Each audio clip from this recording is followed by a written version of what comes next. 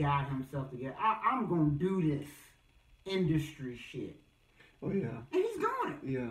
And so I was gonna say it seemed like Gucci. It seemed like Gucci owned now. He's in line. Yeah. He's that guy that got fired from work. And he's like, man, I'll come back, man. You sure? And then he came back. He wearing the clothes. Yeah. He's talking like the managers now. It's like, what shirt tucked in, shirt everything. What the fuck are you doing? Everything on task. Like, fuck you, nigga. You're not the same guy. But you know he did that to keep the job. Yeah. And I think that's more or less what's going on with Gucci. And I think that's what happened with a lot of these problem celebrities. I think Meek is a problem celebrity. And so that's why he was just, and him calling out Drake, that didn't help either. Because that's their cash cow. Yeah. Mm-hmm. And so I thought that always shined the light on him. He got a light on him now. But here or there, I just say that this whole situation is fucked. And I don't like the way that I'm going to just say, I don't like how they responded. Mm-hmm. I thought it was over the top. Mm-hmm. And them chanting his songs. But I get why you would chant his song. Because somebody would have a boombox. Mm-hmm. What are you going to not say the intro when it's on? You know the words. Yeah. Yeah, so everybody else, it's a concert. Yeah. So, I don't know, man. It's just fucked, bro. It's fucked up that all right, I see what you said. That is the champion. That's what I'm saying. Yeah. That's the hey. We take situations like T.I. Like, come on, bro. T.I. got bammed up, and T.I. got bammed up, and everybody was screaming free T.I. And he got bammed up because he was trying to buy dozens, like a whole bunch of guns, a whole bunch of firearms, and we're talking about free T.I. To this day, T.I. will tell you he'll tell anybody he was a victim. Cause it's fucked up. Go ahead. It's fucked up that man can't protect himself. It's fucked up that just because you're a felon, you can't have a gun. I think that's stupid. Was it about the fact that, was it that, or was it the fact that he was trying to buy a whole bunch of guns? He was trying to buy illegal guns, too. And they were dirty guns, yeah. Yeah, they were illegal guns, and he was a felon trying to buy guns. So it's free T.I.? That's what I'm saying. That's what I'm getting at. Yes, free T.I. That's fine. That's okay. That's fine. Cause what do you want him in there, Davis? No, I don't. No, I don't want him in there. I know. I am talking about the.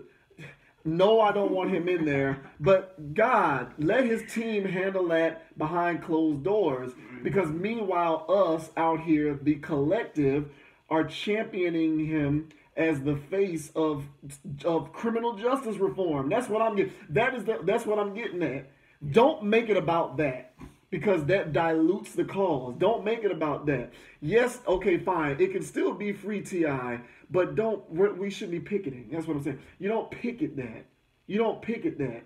Picket something else. Just don't picket these felon rappers getting bammed up. Honestly, let me flip this. If you are gonna picket something, picket a rapper. But don't picket anything else. If somebody got murdered by a cop, don't picket that. Do something. Because picketing don't do shit. Because we've been picketing since the 60s because we were taught to picket. Yeah, right. And so people go, oh man, hey man, just go out there and do your thing, blah, blah. And so, man, I tell you, man, social engineering is a bitch. And we could do a whole thing on how these people, including ourselves, are a product of this. We are a byproduct of America. You know what I'm saying? Of corporate interests, of everything. And we go out there and we buy whatever validates us externally. Oh yeah, the cars and stuff. Whatever. Because of this engineering. And it's that, bro. I'm talking about, it's the smallest thing. It's the stuff that we overlook and we go, that's the problem? And it's like, yeah. False idolatry, big thing. Idolatry is a huge problem. People's own personal, not understanding their own ego is a problem. There's a lot of dynamics that, of course we would discuss through this, but I would say that, and I say for the next one, bro, definitely get into some solutions ourselves. You know what I'm saying? Because what we could do is we could just analyze it and then from there give our our perspective on solutions. Because after this one, bro, because this one hit on a lot of topics. Yeah. This one, and I thought we were just gonna be talking about meat. You know what I'm saying? And well, but these situations always have implications for stuff going on in the world at large. Right. So it's not just about It's not just about Meek getting bammed up and people want to talk about free Meek Mill. He shouldn't be in jail. It's the greater idea behind the fact that we pick the wrong instances to bring to light very serious issues. And part of that stems from the fact that we very quickly want to look at any black person who gets in trouble as a victim.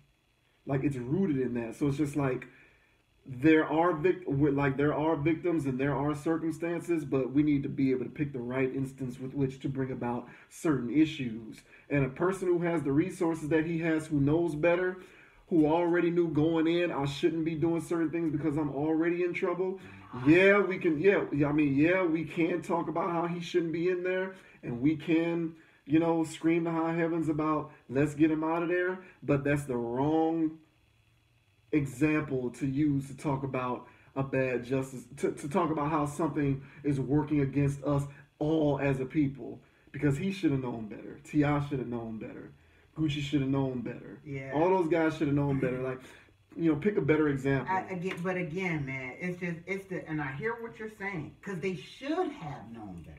But again, just to play that to my earlier point, was that there's some people who don't have to worry about that. And they don't have to worry about performing better. Okay, so we can talk about the inequities all day long. But I just would rather we focus on things that actually have a solution, because those inequities aren't going to go anywhere. They're going to be here. No, I would highly debate that, but I would say that this is the problem. The problem that this is a race thing. This is a race problem. The reason why that I have to be careful and he don't, that's a race problem. So when I call this race, and that one race, and that one too, because it's the same circumstances. It's not me pointing out. And now again, there's some people who race bait and who just want to talk about race just cause. Now I'm not talking about those people, because a lot of people cry wolf for things. But whenever I say something's racist, most likely it is, at least in my world, because of the systematic way that it's happening. And when I go into a Dollar General, and now all of a sudden it says all shoplifters will be blah, blah, blah, blah, blah. And I say, hey, does that happen every time your door opens? And they say, oh, yeah, I say that. No, it only happens every time the white women are behind the counter. Because when a black kid's back there, or there's nobody behind the counter at all, I don't hear it. But when they see me walking, especially when I look like this, and there's a white woman behind the counter, as soon as I pass the counter, all people monitor, blah, blah, blah, blah. I say, y'all must have a button back there. Yeah. So before y'all push that. And y'all push it on certain people where you feel like that guy's suspicious, let me threaten him, because this is being recorded. Now, so again, that's not a dynamic that everybody got to deal with. When I go into certain people's gas, when I see other little white boy going to the gas station, he ain't gonna follow around like me. But I'm just gonna get some water, man, and come back. You know what I'm saying? I'm drinking alkaline. That little bitch right there, the little white kid, he's the one buying acid. I'm drinking alkaline over here. I'm the guy that's out here doing shit. I'm the one that's woke. He's the one that's out here as a sheeple. But they're not going to look at it that way. That guy right there's got dreads, he's black, and he's got all this jewelry on. He must be up to something. Let me see what he's got going on. By the way, I flipped the bird at every department store when I'm walking out after I paid for what I paid for. And I shoot birds casually, like, yes, I see you, and I see you, and I paid for it. And so, but my whole thing is, because I know they're watching me. Now, if they're not paying attention to me, they didn't see me shoot the bird. That just got caught on film. But if you were watching me, you hoe ass nigga, you saw me flip you a bird. Dressing rooms too, by the way, fucking weirdos. So I say all of this to say that because of these dynamics are a thing, certain people can't help but to say race. Now, granted, some people's race argument is not good.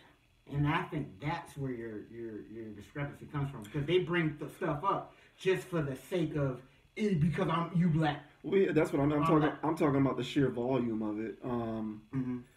When I just think too much of something is always going to dilute it. Like the value of the debate to end racism is lessened if everything is racist. Just like if you flood the market with a whole bunch of iPhone 10s, iPhone 10 isn't going to be. It's not going to be a big deal to have an iPhone 10. They're less valuable because they're everywhere.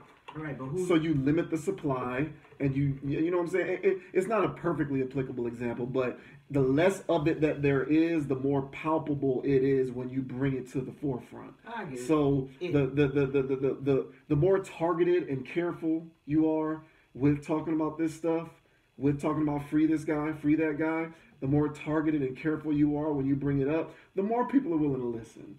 The more you do that over and over and over and over and over again, you're just at the end of the day going to look like complainers. Yeah, I mean, honestly, bro. But what you're asking, I agree. But what you're asking from the people, again, it requires a step within them that they wouldn't even be taking those steps at all. True. And they will be doing things that will make sure that he ain't in there. True. And nobody else that look like him's in there. Mm-hmm. But once you start doing stuff like that, that is a problem because that's a threat to America. Yeah. Yes, and my whole thing is, once you start looking at black people, when they do get their faculties together, when they do pull all their resources together, it gets compromised. They have a black identity terrorist list. They don't have a white identity terrorist list. They created COINTELPRO for black people, not for white people. There's all types of stuff going on to make sure that when black people organize and get together, it gets disbanded. Or you send an agent in there to infiltrate it and suggest stupid ideas. Now these guys are out here working out with damn rifles and shit. Now everybody, where are these black people outside working out with rifles? Is because an agent told them to do that. And so now you say, well, damn, the government has personal invested interest to make sure a specific group of people don't organize and pull their resources together so they don't depend on white people? What kind of shit is that? And it's like, yes, that's a part of systemic. To make sure that it's perpetuating. So you hit it at its root. And you hit the kids, you hit the little boys, you hit the little girls, and you make sure that they don't develop right, grow right, and all that other stuff. So now that we sit here and say, all right, man, hell, man, let me get together, let's get this business, let's get it, blah, blah, blah, blah. You can say all that stuff all you want, but they did Black Wall Street, and you saw what happened with that. You know what I'm saying? And so, and you saw what happened with Marcus Garvey movement and any other movement that happened after that. So it's a situation where I wish it was like that. Yeah. To where it was like, all right, all black people could get together, have private conversations amongst themselves, build an economy, school system, all that stuff, get their shit together. Within America, work with everybody just have our own little Haiti or have our own little Havana. But they won't let us do it. It just won't. And so since there's a system out there that makes sure that certain people don't get loans, certain people don't do this, certain people don't do that, then, hey, man, you can start calling cards because you're noticing Habib just fucking got here. He doesn't have a credit line, but now he's got 2 gas stations. Yeah. Yeah, man. In black neighborhoods. In black neighborhoods. So I don't want to hear that. So my whole thing is that there is a problem going on, and it is happening from the top. And so the people at the bottom, we hear their frustrations. And then we go, all right, man, yeah, blah, blah, blah. You know, you should know to do this. And it's like, yeah, man, but. And so you'll see people doing it, but I guarantee you, bro, you got some movement gathering some steam, it will get compromised. Yeah, you better believe that. And because that's what Black Lives Matter was. Black Lives Matter didn't start like that. Black Lives Matter started by people saying Black Lives Matter. Yeah, literally. Literally. Yeah. But then where the fuck did this D-Ray guy come from? Yeah, well, you know, if we want to have a, I see what you're saying. Yeah. But it's just like, but you can't expect them to not allow that compromisation for the money. I mean, that's why it became infiltrated and compromised. Oh, yeah. For funding. Well, that, and because they're opportunists. These people are opportunists. They didn't they didn't create certain people. They didn't make Eminem in a laboratory, as far as I'm concerned. They just saw a white boy who had skills. And it was like, a white boy that can really fucking rap? Let's blow him up. He can fucking spit. And so let's just throw him in the top 5 in all of our countdowns. Everybody's going to throw him in the top 5. So now everybody's like, top 5, Eminem. Black people argue to the death. It's like, Eminem top 5. One of the greatest lyricists ever. And I'm like, what? Greatest lyricist? He talks about killing his mom. What's lyrical about that? Just because he rhymed it with palm? Fucker. And people go, oh yeah, blah, blah, blah, Eminem's ill. And it's like, who told y'all to think like that? MTV. VH1. They the one that gave you that garbage. So I say that they're opportunists. They take something that's, oh shit, and they just run with it. So I say, it's possible. It can be done. I'm gonna do it. We're gonna do it. What's that? It can be done. You can create a movement that is practical and it won't be compromised. You can. There's a middle ground that can be met here. I don't completely think that it's impossible for you to acquire those resources and it has to be compromised. I don't think that's true. No, I don't think that it will be compromised. Everybody got to know their roles. Yeah. But my whole thing is that you don't know where the agent comes in at. You don't know because you're gonna open people up to stuff, and so you don't know where it comes in at. And so all that matters is that your leadership is of the mindset that they will never allow it to fall into the hands of others. Well, like the Panther Party, but I just say for the Panther Party, that's a good example of what we're talking about here. And so they were doing that. They weren't violent. They were talking about self-defense, but they were doing food programs for the kids. They were doing all kinds of stuff. Drives at schools. They doing all types. They teaching people self-defense. They doing all kinds of stuff. They were lit, and they were trying to build a political party for people that look like them. What's the big deal? But again, they're a threat to national security. At that point, what is national security? And so they're a threat to national security because they're protecting the interests of their own people in that neighborhood. But God forbid that shit spread to everybody else. So we gotta throw all these people in jail and kill them. You know what I'm saying? Like, it was in Chicago and other places too. But I'm just saying, once it started to expand and shit like that, it was like, nah, we gotta put an end to this. So my thing is, we're given free reign. We live, I don't want to use an old adage of plantation, but we live on a goddamn farm. And we're some free-range chickens. And we're just out there running around. They say, y'all can do whatever y'all want. Just stay on the field. Y'all can't leave the barbed wire. We can hop through the goddamn wire.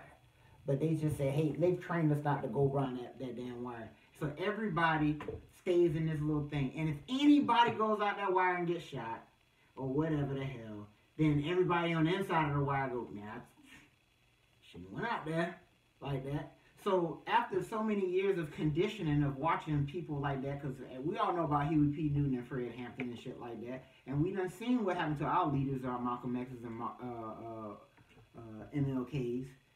We know what happens when you do stand up for the right thing. So enough of that back-breaking has been instilled in our men to know that, hey man, you better not talk too loud because you might get killed.